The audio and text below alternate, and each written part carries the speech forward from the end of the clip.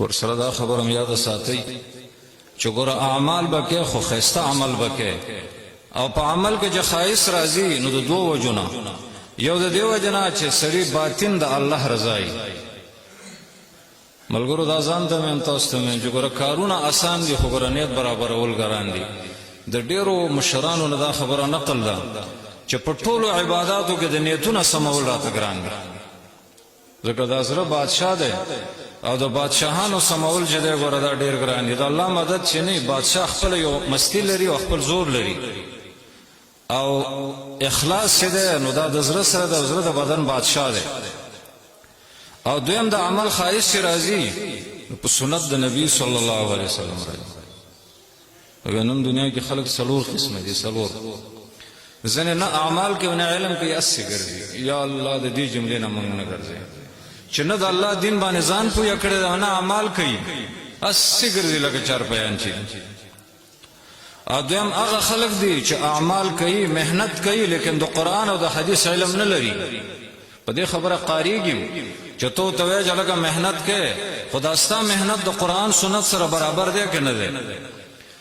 نو دا خراب ذکر دی چې دا د سنت تابعدار نه دي دوی ځان له څه طریقه جوړه کړې ده او ځنې هغه خلک دي چې علم لري اعمال نه کوي لکه ناکاره علما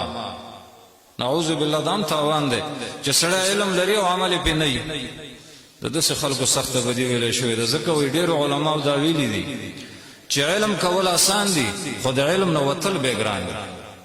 علم خو دیارلس کاله طالبي وکړه مور او پلار به دله خرچه درکوي سند به درته میلاو شي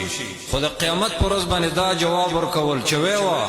دا ته چې په څه پوهېدې په دې تا څومره عمل کړی دا ډېره ګرانه نو علم یو طرف نه د الله نعمت هم دی خو د بل طرف نه لوی ازمایش هم دی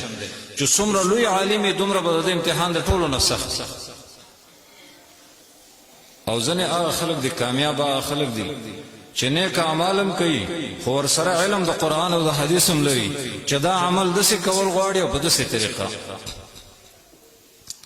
نو د اعمالو ترغیب د قرآن کې کله الله په یو انداز بیانوي کله په بل موږ ته داسې ویلی شوي دي چې ای مسلمانانو د غمونو د فتنو ورځې را روانې دي تکړه شئ په دې حاضره مجمع کې به داسې مؤمنان وي چې د نن نه 20 کاله مخکې یو دیني کار یې کولی شو نن نشي کولی ډېر مسلمانان داسې دي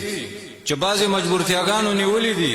مخکې د بعضې اعمالو موقع و توا لیکن نن نه وي داسې باینده زمانه کې هم داسې نبی کریم صلی الله علیه وسلم فرمایي بادروا بالاعمال فتنه یا مسلمانانو د فتنو او د فسادونو نه مخکې په تادی باندې نیک اعمال کوئ ځکه داسې فسادونه به راشي لکه توره شپه چې د توره شپه داسې په دنیا به یو تورتم راشي او داسې نازک وخت به چې خلک به د بېګا د طرف نه مسلمانان او چې سار له ګوري وبې چې کافر شوی دی او سار نه به مسلمان او مازدیګره پورې په دې لږ ټیم کې چې دی نو دا به کافر شوی مخکې د دې نه مخکې نیک اعمال کوئ